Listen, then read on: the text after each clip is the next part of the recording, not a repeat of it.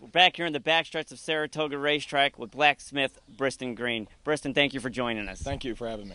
How long have you been a blacksmith? About 12 years, but about 10 years here at the racetrack. How does one become a blacksmith? Well, there's a lot of ways, but a lot of guys nowadays usually fall into it, father or family tradition, grow up doing it, or apprentice under somebody that does it and follow them around, work with them, and carry on that way. It probably takes, most guys do like a 4-year apprenticeship, 3-4 years, work under a guy, work with them every day, and, just learn the trade and then slowly work out on their own, still usually helping the guy they apprenticed under, and then be able to start picking up some outfits and whatnot on their own. A lot of people don't realize it, but back in the day, before they now have 1,000 horses at the Oklahoma track in the off season, maybe 3,000 during the meet, there used to be just a few hundred horses here. And Tuck was one of the few guys that was here day in, day out. He was the king of this castle back in the day. Now, Tuck, as one of the veteran blacksmiths out here in Saratoga, what are some of the biggest factors in becoming a successful blacksmith? The biggest thing is you gotta not be afraid of work. I say there's a pretty high dropout rate. I know when I started, I knew of a dozen guys that started, and after 5 years, it was only me and one other guy still doing it. Because this job can be very hard work, as you know. You got to be strong. You got to have a little intelligence. You got to have good hands, mechanical ability, and you got to be willing to fail and get up the next day and do it again. Can you take us through the average day in your job? Yeah, I'd come in the morning, touch base with a few of the trainers you work for, kind of do rounds, see what's on the agenda for that day. Usually there's a barn foreman or assistant trainer that would have what they're planning on, that day, what needs to get done. It'll kind of line up your morning throughout the, time-wise, hourly, and then go around and get all the work done.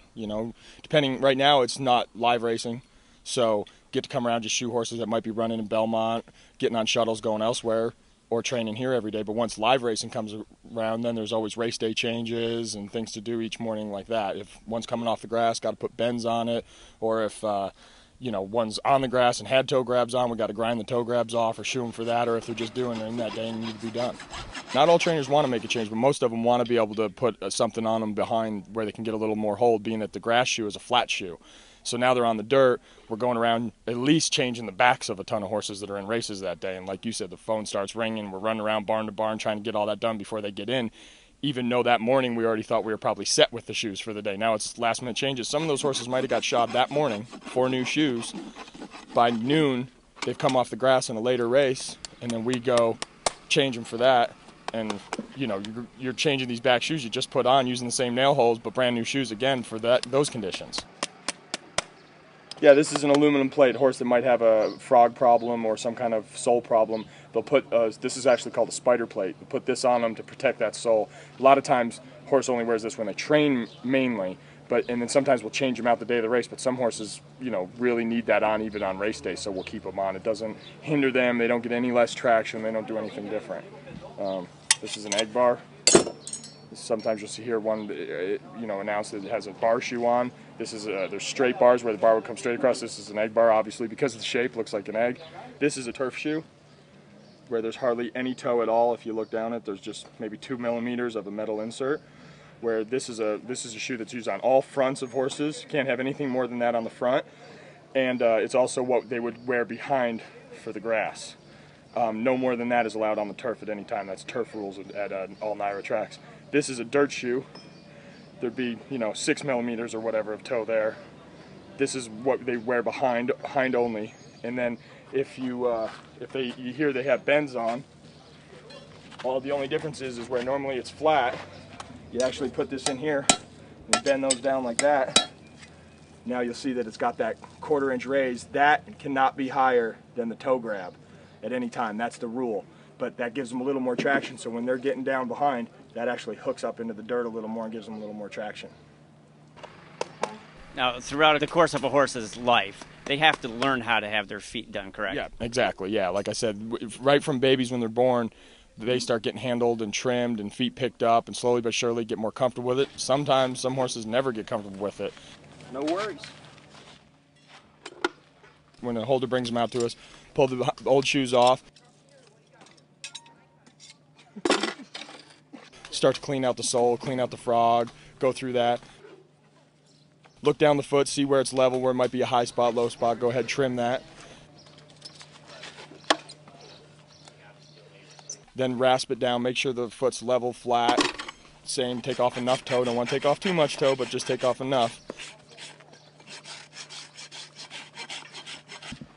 And then go ahead, grab the shoes that you're going to put on them, start shaping them, fit them to that foot.